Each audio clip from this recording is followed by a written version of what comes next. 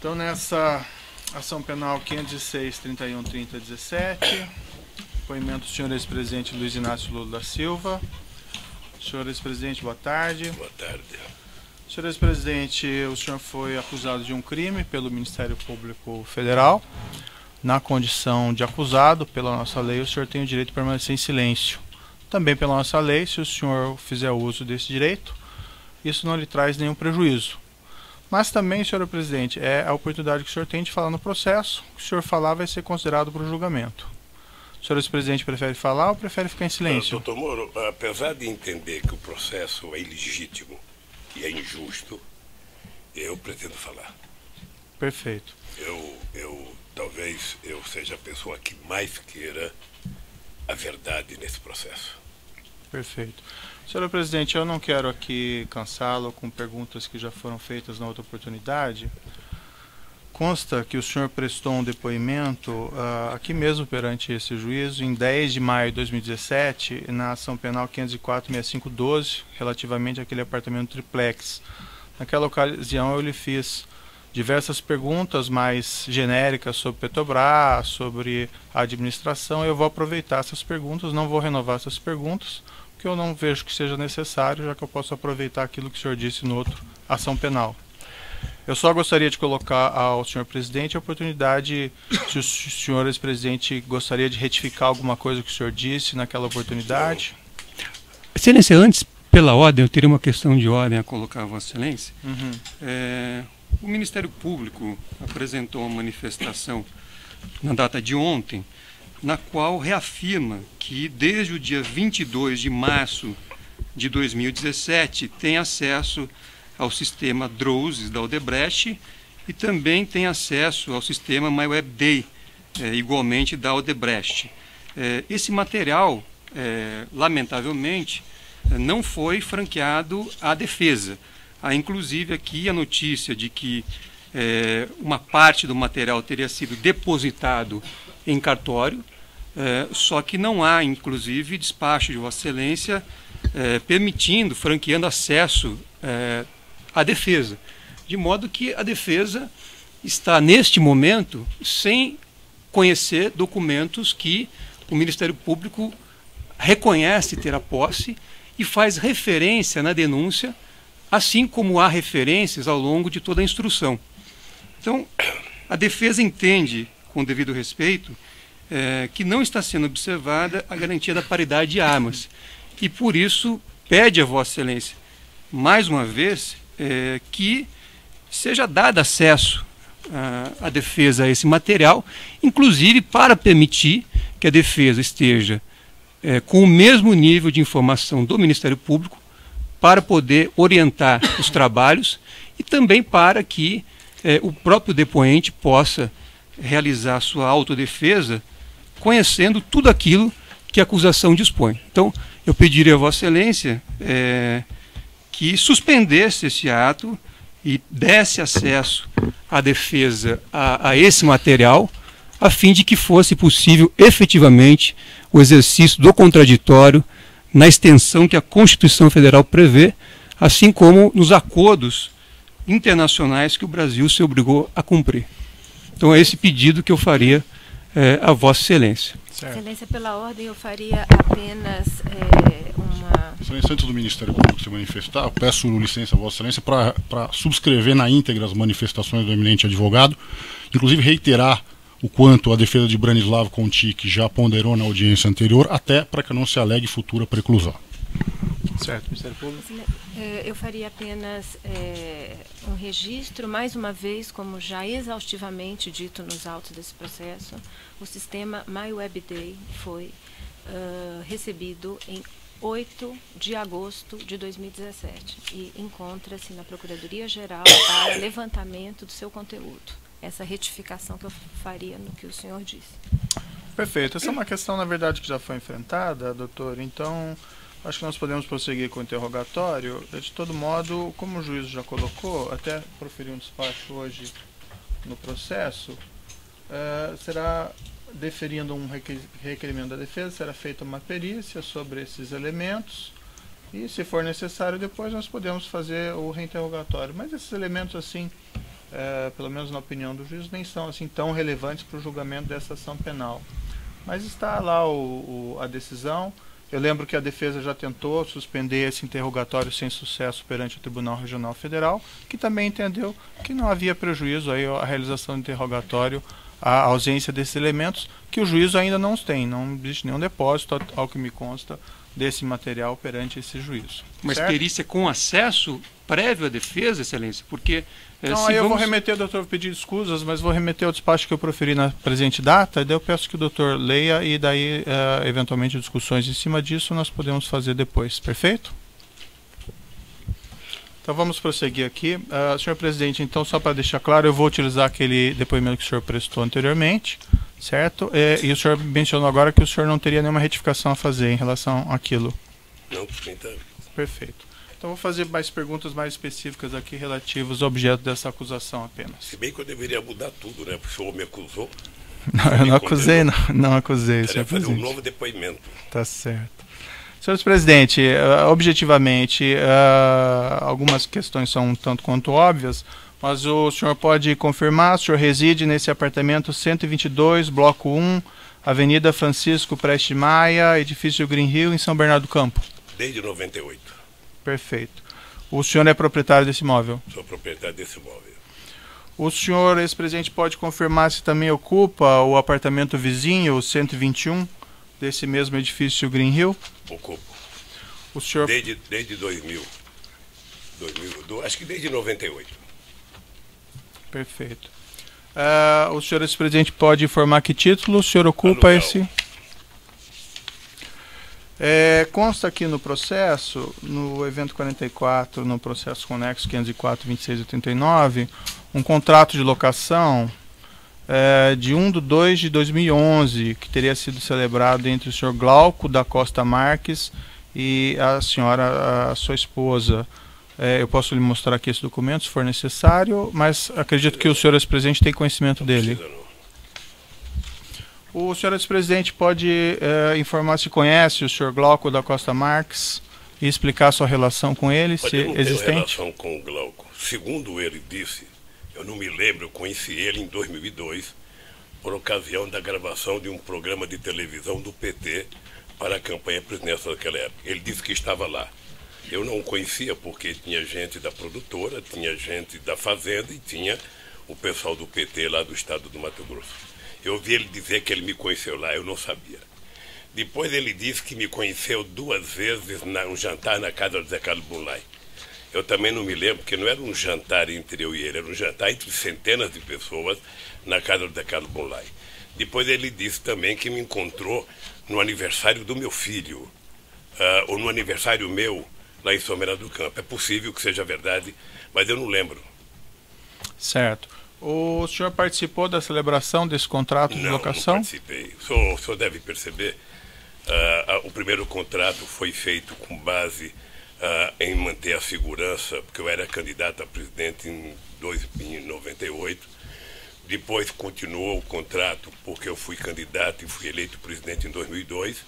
Depois a segurança da presidenta da República resolveu assumir a responsabilidade por garantir o contrato, até porque a segurança da presidência utilizava parte e utilizava também a garagem do prédio para tomar conta da segurança presidencial. Pelo que eu sei, o dono, o seu Augusto, morreu em 2010. Estava discutindo a questão do inventário, a dona herdeira queria vender, e como a prevalência é do inquilino, procuraram a minha casa para perguntar se a gente queria alugar. A dona Breda disse que queria manter o aluguel e fez o contrato dia 1º de fevereiro. Certo, mas e como surgiu o senhor Glauco Costa Marques nessa história? Porque ele era dono do apartamento. Ele adquiriu da senhora Helenice? Eu não sei, querido. Não sei, o fato concreto é que ele é dono do apartamento.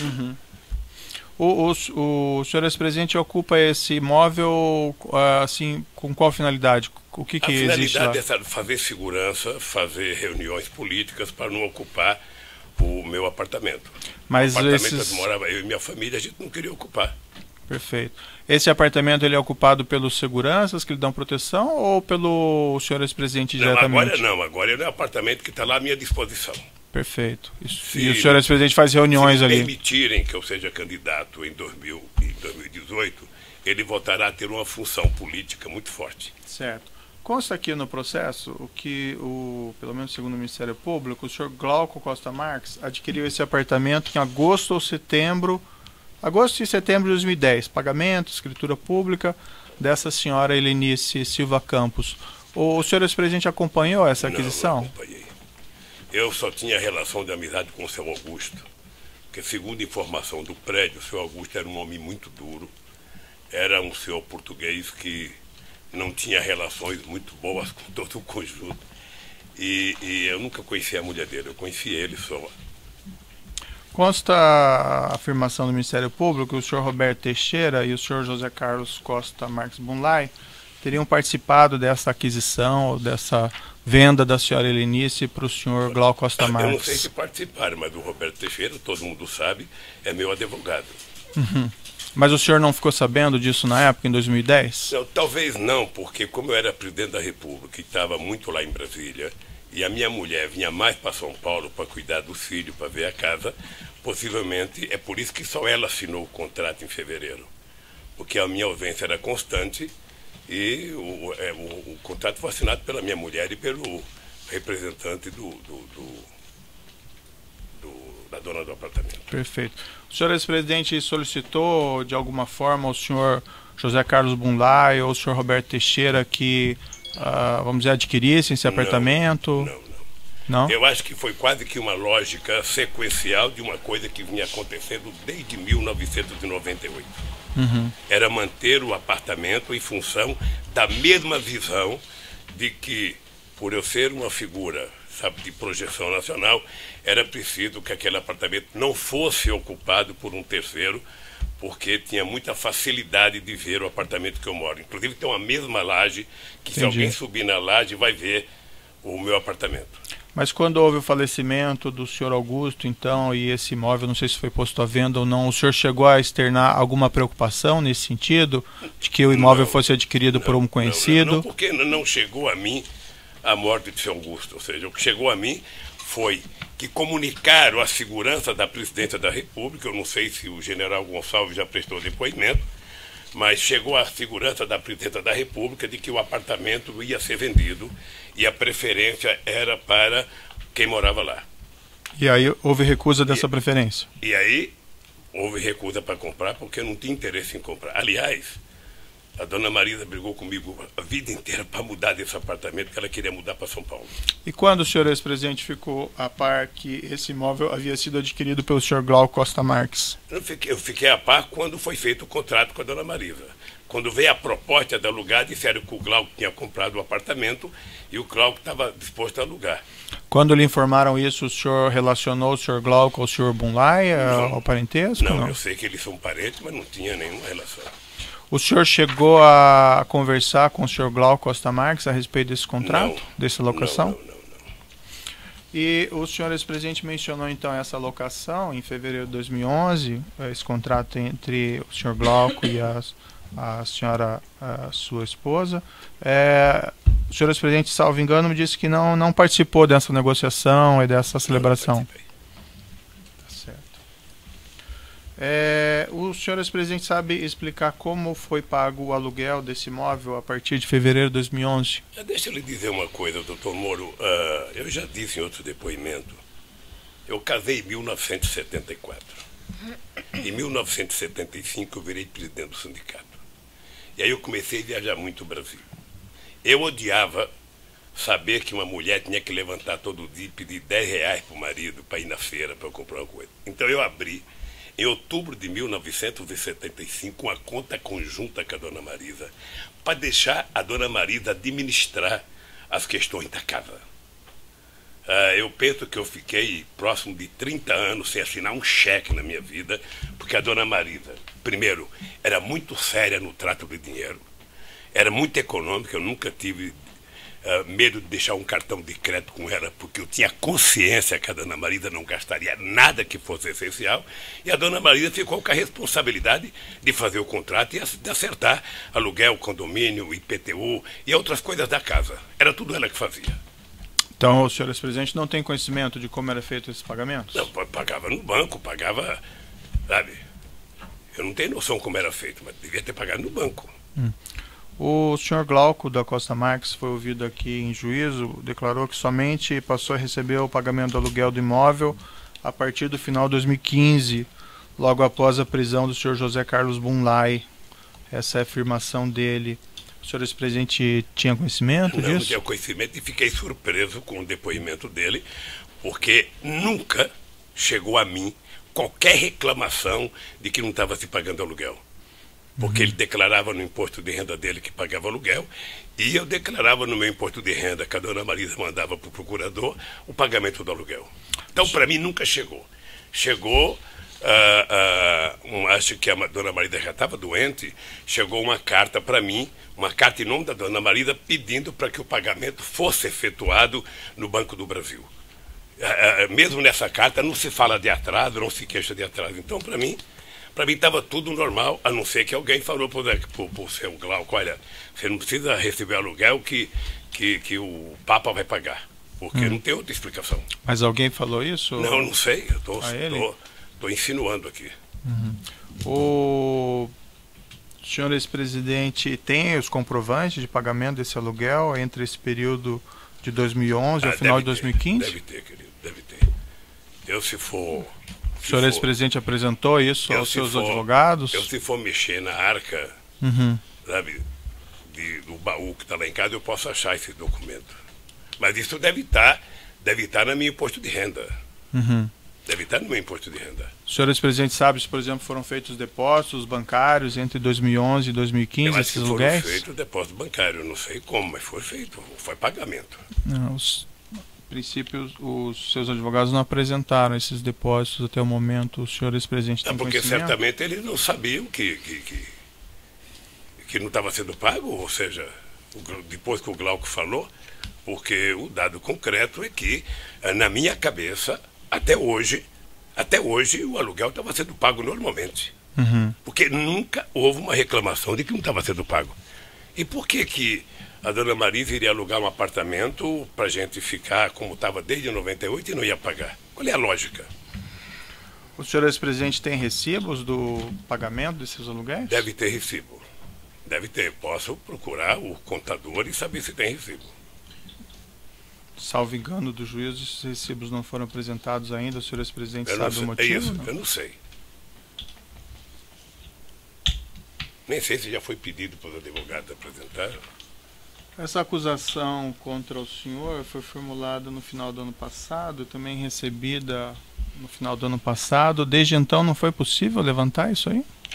Se foi pela pago, ordem, não foi pago? a questão já foi respondida. O ex-presidente já respondeu a Vossa Excelência que não era ele que cuidava desta questão.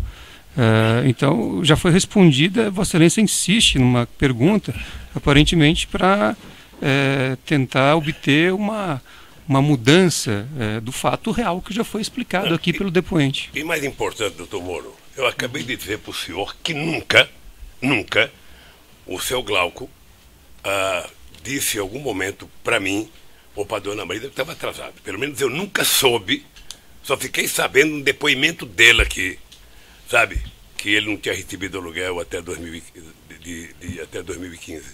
Certo. Senhor ex-presidente, ele nunca se queixou. Eu compreendo que o senhor é um homem bastante ocupado e nos seus afazeres provavelmente não cuida dessas questões do cotidiano.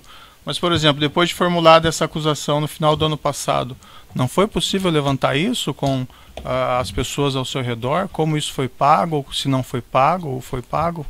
Não, eu estou dizendo para o senhor que para mim estava pago. Para mim não foi levantado o ano passado, para mim foi levantado um depoimento que o Glauco fez aqui. Porque até então havia normalidade para mim. Até então, o apartamento estava sendo pago mensalmente, declarado no meu imposto de renda, declarado no imposto de renda dele. Até aí, não tinha nenhuma notícia de que não estava pago. Mas o Ministério Público faz uma acusação contra o senhor de que esse imóvel vamos dizer, seria do senhor e que os aluguéis não foram pagos. Isso não foi levantado? Mas o Ministério Público não é dono da verdade. Perfeito. Tem muita inverdade, inclusive. Mas não houve uma preocupação do senhor ex-presidente, desde a formulação dessa acusação, em levantar essas provas do pagamento do aluguel? Estou levantando agora e vou repetir para o senhor. Nunca houve qualquer denúncia que o apartamento não estava sendo pago. Seu Glauco nunca levantou, seu Glauco nunca cobrou, seu Glauco nunca me telefonou. Nem ele e nem ninguém. Pois bem, eu estou dizendo para o senhor que tinha uma relação da dona Marisa, sabe, no contrato do aluguel, porque a dona Marisa cuidava de forma responsável das coisas da casa. Tá? Eu só fiquei sabendo que não estava sendo pago agora, quando o Glauco prestou depoimento. Certo, mas aparentemente ele falou isso, senhor ex-presidente, já no final do ano de 2015. Não falou para mim. Que esses honorários estariam, que esses aluguéis estariam sendo Excelência, compensados. não existe essa afirmação. Eu peço que Vossa Excelência indique onde está essa afirmação. Porque essa afirmação não existe. Eu posso lhe indicar. Podemos verificar nos autos, mas não existe essa indicação do Sr. Glauco. O Sr. Glauco declarou em depoimento no inquérito e antes a Receita Federal, isso ainda em 2015, que esses honorários, que esses aluguéis estavam sendo compensados com honorários com o senhor Roberto Teixeira. Certo. Então, a Vossa Excelência fez uma afirmação, então, que me dá razão, porque o senhor Glaucus não disse à Receita que não estaria recebendo esses aluguéis. Se tem outra afirmação, eu peço que Vossa Excelência indique. Porque essa para a Receita não fala isso. É o que ele afirma, que não está recebendo aluguel, porque os aluguéis estavam sendo compensados com os honorários do Roberto Teixeira. Então ele está dizendo aí que estava sendo pago. Estava sendo compensado com os honorários do Roberto Teixeira. Compensação é pagamento, Excelência. Pela lei é isto. Então, senhor ex-presidente, depois que o senhor Glauco falou que esses honorários estavam sendo compensados do Roberto Teixeira, o senhor Roberto Teixeira negou esse fato expressamente no final do ano passado. O senhor é acusado pelo Ministério Público desde o ano passado de que esse apartamento seria, segundo o Ministério Público, do senhor e que o senhor não pagaria aluguel. Não foi possível levantar? O Ministério Público é muito engraçado. Graças a Deus, como Deus escreve certo por linhas tortas, as coisas estão virando verdadeiras. Nós estamos vendo o que está acontecendo com o Janot, estamos vendo o que está acontecendo com o Miller. E a força-tarefa da Lava Jato aqui em Brasília está tratando de forma a destruir o Ministério Público, contando inverdades. Eles inventaram que o triplex era meu, porque o Globo disse e não é, e o senhor sabe disso. Eles agora inventaram que o apartamento é meu e não é, e ele sabe disso. Como inventaram a história do sítio, que é meu e não é. Ou seja, 3 denúncias do Ministério Público por ilação. Porque eles têm a ideia de tentar transformar o Lula no PowerPoint deles.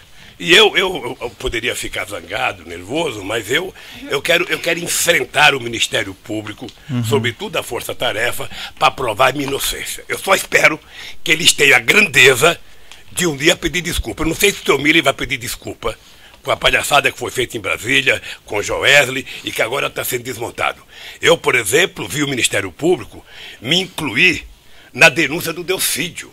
Sim. Tem mais de 20 perguntas do Delcídio comigo nesse processo.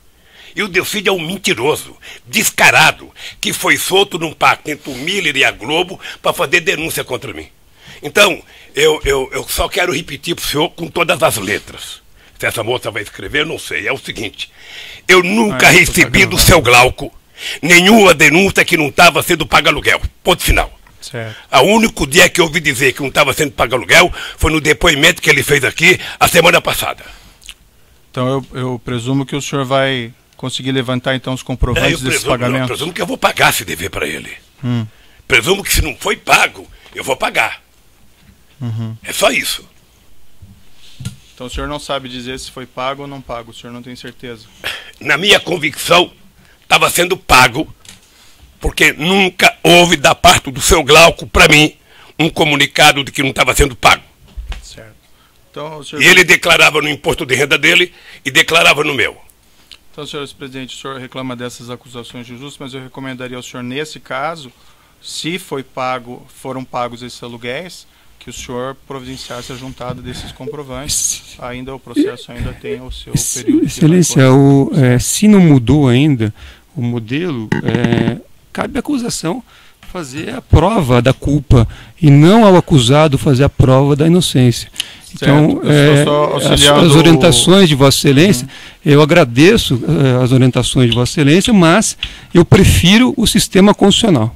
Perfeito. Vale para o doutor também, para juntar esses comprovantes, se houverem, ok? E eu agradeço... Mas eles é que tem que provar, doutor Moro. Tá certo. Eu estou cansado de mentira e nunca prova. Eu vi o que fizeram com o Palocci aqui a semana passada. Tá eu certo. vi.